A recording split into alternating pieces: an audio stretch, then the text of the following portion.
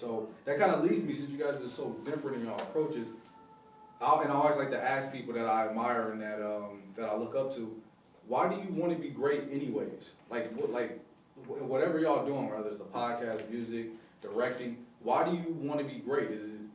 What is it that makes you want to be great? I think it's just that accomplishment to have a goal set for yourself, and you accomplish that goal, and you know it's a self thing. I think for me it is, you know, to accomplish things and be the best that I could be at whatever I'm doing. You know, I think that's the main thing I look at. You know what I'm saying? But I also like to have fun at what I'm doing.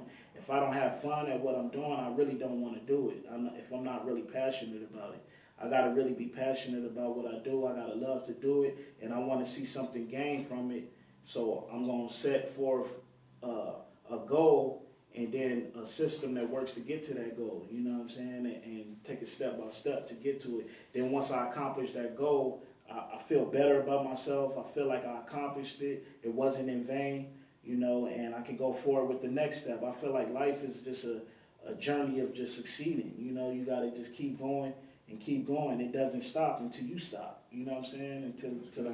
Till your life ends. You could be 50, 60 years old, still trying to accomplish your goals, but that's the whole thing is while you're on this earth, get whatever you can while you can. Okay, so kind of like you want to be great because you know what God put in you. You want to accomplish everything with every skill that He gave you. You want to show that I can. Thanks for giving it to me. I can accomplish this. What about you, LP? Why do you want to be great anyway? I don't want to be great. I'm already great. Shit, like, to be honest with you, like, I don't look at it like, oh, for being great. It just feel like just, like, I'm a person of, my mind travels too much sometimes. Like, I'm always thinking about shit. Sometimes it explodes in my head. I don't know. But I'm just the type of person, like, I just do shit. Like, I don't necessarily look at it like I have to be great at it. I just look at it like I just want to learn about it. I just want to know about it. Like, I feel like I know a lot of shit about a lot of shit. So I feel like I'm a great asset in some ways. You know what I'm saying? So it's not that I want to be great at it, because I always know, you know, there's always going to be somebody out there, whether they're on the way up or they're already there and they're establishing themselves, or they already putting stuff together behind the scenes to make themselves look great. I'm not trying to be great. I just want to get my little piece in. You get what I'm saying? That's one thing I respect about LP is that he does a lot of research. You know what I'm saying? So, like, he does way more research than me. You know what I'm saying? And you know, I get a lot of things off of him because he's steady researching it. He does it because that's a passion. I think that's a passion. He loves doing that. You know what I'm saying? Like, I can't sit up there all the time looking at, you know, different things, but that's different. It's different for different people. My passion is in other areas. You know what I'm saying? So, you know, we balance each other out, and I think that's why we make a good team. You know? That makes sense. You know what I'm saying? Yes, and Terrence is a very huggable guy. He's a very huggable guy. Let me ask the question then. With the podcast, you know, you guys are. Why do you guys want the podcast? If it's not great, if the word isn't great, why do you want the podcast to be what it is? I guess whatever y'all want the podcast to be, seen for 100 people, millions, or I don't really know what the goal is, but just take that same question and don't apply it to yourself. Why do you want the podcast to be insert whatever you want it to be? Well, for me, I'm pretty sure LP feel the same way, but I know for me, I want people to get something from the podcast. You know, I want people. It's enjoyable for me to have people tune in to what we're doing and can get something out of it. You know what I'm saying? Whether it's something, a life topic, whether we're interviewing somebody and they getting to get familiar with the person we're interviewing, you know, just life topics in general and what we talk about, things that's going on in hip hop, you know, things of that sort. I want people to tune in and can get something out of it. Like, maybe it's a person that feel like, okay, I like what LP said, you know what I'm saying, about such and such. I like what Divine Vision said about this, Tick said about this, you know what I'm saying? So it's something that they can get and apply in their everyday life also, because... Okay, so then the proverbial question, is it passion over paper or paper over passion? Which one is most important? I'll start with LP on this one. I think like at some point, passion has to turn into paper because the thing about it is like, all right, like for me, I look at it like, how can you be better at doing something, right? It's time. But when you have a job and all the other shit, it's hard to get better at it because you're always struggling with the fact that you gotta go to work or struggling with the fact that you're not sleeping enough, whatever. Mm-hmm. So it's like now it's like I'm at a point, especially now, where it has to make some type of dollars because now it's kind of like I feel like I'm gonna stay in the same spot because I don't have the time. You're doing it in vain. Yeah, I don't have the time because either I gotta go to work or like just even with dealing with like work or like going to jobs. Sometimes that shit just destroy your whole mood. Like you're not as creative as you want to be because damn, man, I gotta go to work. Or damn, man, fuck, man, I got off late, man. I wanted to get off a little earlier in this, man. Damn, I wanted to go do this, like whatever, like. And one thing I notice about a lot of people, bro, that prosper and a lot of shit, bro, they focus just on that. Like, it's crazy. Like, I be talking to some people, bro, and they be doing so much shit, and I be like, damn. Like, just for instance, not to put nobody up to my little nephew, like, man, I be talking to him, man, I be like, yeah, man, I'm doing this, I'm like, damn, nigga, you don't even have a job, and I can't even do half the shit you fucking doing. And it's because it's like, he made it up in his mind a long time ago. It's like, yo, I'm not about to be working like that. Mm-hmm. Where I always looked at it like, all right, I need to have a job or I need it like that. So kind of low key, my passion became a fucking job. Like over time, like, because my mind was always, you need a job, you need to have a job, you need to make sure you make this, you need to make sure you make that. When I should have been like, okay, how can you make money from what you really want to do? And that's my thing. It's like, that's why it's like, I believe in passion for sure. Like, I think that's a good thing to have, but it's like it has to generate money in order for it to get better. Because if it never makes $1, then you start feeling kind of way like fuck, like damn, man, I want to just do this, but you gotta have that time to do it. Yeah. Because like you say, think about it. Say somebody asks us right now, hey yo, man, I want y'all to come do a podcast over in let's say Florida or Texas or something. Right. And man, we need you to block out a whole week. And we'll pay you. Like, I can do it, but I can't do it because I got a job. Like, you know what I'm saying? So it's like shit like that. I'm sorry. It's stuff like that. It's kind of like, man. Like, that's a tough feeling. Yeah. Because you know you really want to do this. But yeah, it's like, but then I understand when people say jump out there on that ledge, man, fuck it. Like, what's the worst going to happen? Like, you know, so I'm just waiting for that moment. I'm just jump. I don't know. That's why it just be like, no, that makes sense. I like how you put that. What you thinking about paper over passion, passion over paper? I think it's all about a mindset. You know, I feel like to me it should be both. And why I say both because you wanna monetize something that you can get. You wanna get paid for something that you'll do for free. You know what I'm saying? Like if it's something you'll do for free and something you're really passionate about it, find ways to monetize it and get money off of it. And I feel like the reason why is because, you know, you take it more serious, first of all, because it's something you love to do, and it's something you care about. When you hold something, you care about it, you take care of that. You know what I'm saying? It's like your baby, you know what I'm saying? So when you got a business that you really love doing versus something that, you know, you can really care less about, you're not going to put that pride and energy into it because it's kind of like something you ain't really tripping off of. But if it's something that you'll do for free on your own time and you can monetize it, I feel like it's best to do it like that, you know, and it's about a mindset. Like what LP said when he said his nephew, you know, is running around doing all that. It's a mindset that people have that it's like they want more, you know what I'm saying? So they gonna do whatever they can. I feel like your mindset is the strongest part of your whole body, I think. You know what I'm saying? Because it allows, your mental allows your body to react, you know what I'm saying? And move, you know what I'm saying? Okay, I need to go handle my business here. You know that in your mind, then you do it, you know what I'm saying? And I feel like your mindset is everything in the way you think. You should always think positive, think optimistic with everything, you know what I'm saying?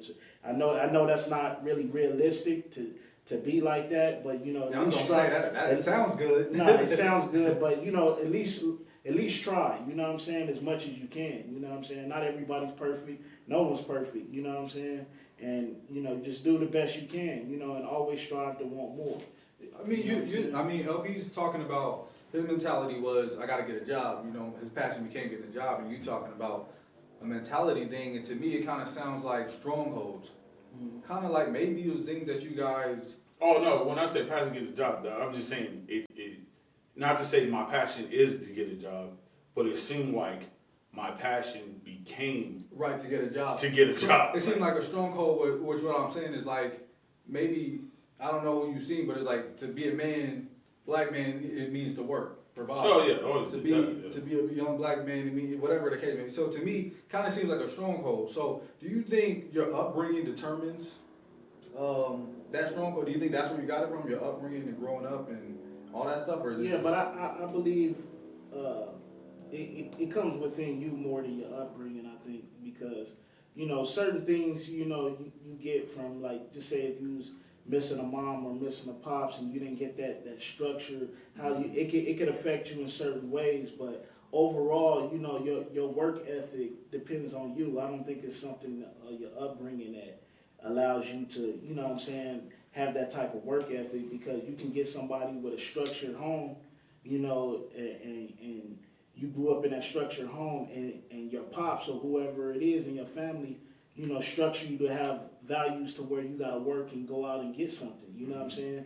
And then you can, on the other hand, have another scenario where you don't have that structured household, and now you feel like, now you gotta get it, you know what I'm saying? Because ain't nobody gonna get it for me. So I feel like work ethic can be on both parts. I don't feel like it determines your upbringing or anything like that. I think, like I said, I believe what Tick is saying, and you know that is true because there are some people that didn't grow up with that structure and did prosper in life. But one thing I can honestly say, I think a lot of times, sometimes it should be genetic, right? Because like I'm gonna take like me for example, and my dad, right? My dad, I ain't like he, you know, say he was there, but he wasn't there, right? He worked his way up from the bottom, became like the head of the Pomona Unified School District. Just like he just worked his way up, right? And I feel like, damn, like slowly but surely, like I'm low key kind of following in his footsteps without even growing up in the same house. like, and one thing I realized is like I don't think it's so much as like what you've been taught. I think it's like it's fearlessness. Like some people grow up in a house like they always grew up like I say, knowing that you have to make sure this is paid, you gotta make sure this that. So that family structure is just make sure you take care of your business. Where you got some people where they have family members, they going out there, they doing any and everything to get a bag. They don't give a fuck. Like they doing fraud and all that type of shit. So that kind of enlightens a look like a young kid growing up. Like they may not do it the same way that their parents did, but their approach is fear. They're not scared. Yeah. They're not scared about going out there and doing things to get shit done. Like a lot of times, Like by any means necessary. by any means, like you got people with pride that stop them from doing it. You got people that are scared of jail that stop them. Like all kinds of shit. Like one thing I always say, man, there ain't no millionaire walking this earth saying they did it the legit way. Everybody did. Wait, something. what was that? Say that again. Ain't no millionaire in this world talking about they did it the legit way. So you think everybody shortcutted in some Somehow. type of way? You think so? Hell yeah. Everybody capitalized off of something. Ain't nobody What walking make you this think earth. that though? Like, Yeah, Because in order to have that type of mentality, at some point you have to conquer something. You have to take somebody out. You have to. Ain't no way in hell. Like, and it may not be in the sense of saying, like, okay, he had somebody killed, he had somebody beat up, but there was somebody or some way, somehow, where they took advantage of a situation that probably was the demise of another So person. you mean like morally they did something wrong? Everybody knew. To get their millions. To get their millions, you got to, bro. You chasing the bag, nigga. That's the root of all evil. How are you not gonna be there's no Elon Musk, none of them can tell me that they were straight now. If you look at Steve Jobs, Steve Jobs was ruthless. So you saying all of them, Bill Gates, all of them did something? Nigga, Bill Gates is ruthless. What about these mega pastors? They ruthless.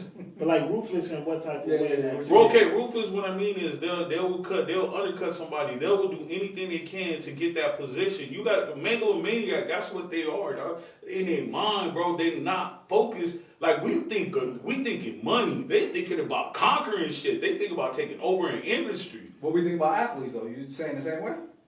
Bro, them motherfuckers is willing to take somebody's leg out, bro. Like, okay, think about it. I'm a defensive lineman, right? What is my goal? You try to get to the quarterback. Bro, if I had by to any means necessary. if I had to break that nigga's neck so we can win the game, so be it. That is a hot take because I've never heard anybody say. Bro, I've never met nobody walking this earth, bro, that didn't have a roof of, not like that. It's about a bag. That ain't got no ruthless bone in their body, bro. They want it. Now, and I'm not saying that everybody does it extreme. Not everybody does it extreme, but everybody at some point that's getting to a bag had a fork in the road. Whether it's either this thing or me, it's me. Get that nigga up out of here. So if you guys become multimillionaires, I should suspect you guys, cut somebody's leg off. No, well, like I say, it won't be that extreme, but I'm pretty sure. Like I can kind of like if you look at even Donald Trump, like you can go down with Donald Trump, yeah, he's Donald for sure. Trump, that's But- right there. You already know. but- Let's go down the list. Give me a millionaire, billionaire, any of these motherfuckers, bro, that has never been like, okay, Mark Zuckerberg, That's Facebook guy, right? cut motherfuckers out. Any nigga that's an oil tycoon. At one point in time, that was somebody lived on that land. Get them niggas the fuck up out of here. I need that oil. So are we valuing money too much? Nah, I think when you don't have money, you value it. But then when you get the money, now is like, what spot are you in as far as obtaining the money? Then it becomes greed at that point. Yeah, or am I the first black billionaire? Or no, am I the first black billionaire to get 10 billion, 3 billion, whatever the case may be? Now it becomes a race to status. Now it's a status game. Where am I at? Am I the richest nigga on the block, or am I the I'm still rich, but am I the poorest nigga on the block? Does my wife drive a Benz, or does it becomes a status thing? It's not even at that point. It's not even a money thing. Like any billionaire, millionaire you can talk about, they all got some smut on their name. They all do. All of them. All of them. Give me one. I hope one of them hear this and they come challenge you. Obama? Shit. Well, you gotta think. Obama was once the governor. I don't know about Obama. But he was once wasn't he once the governor of one of the of Illinois, or governor whatever of Illinois, one of the places with the most murders in Chicago? Mm-hmm. Okay. You think he didn't know that? I mean, You think there was? I'm pretty sure there was some money he could have put towards the end or help aid that shit, but he didn't do it because he playing the long game. That's just how I see it. Everybody playing the long game, bro. Once you get a certain type of bag, you're playing the long game. You're not like I said. You're just thinking about the bag at that point. Or the status. Like I'm not trying to say that people are out there killing people. That's not what I'm saying. But people you have to have some type of ruthless bone in your body. You have to have at least one. You can't get on being a nice guy. Hell, you can't even get a girl being a nice guy.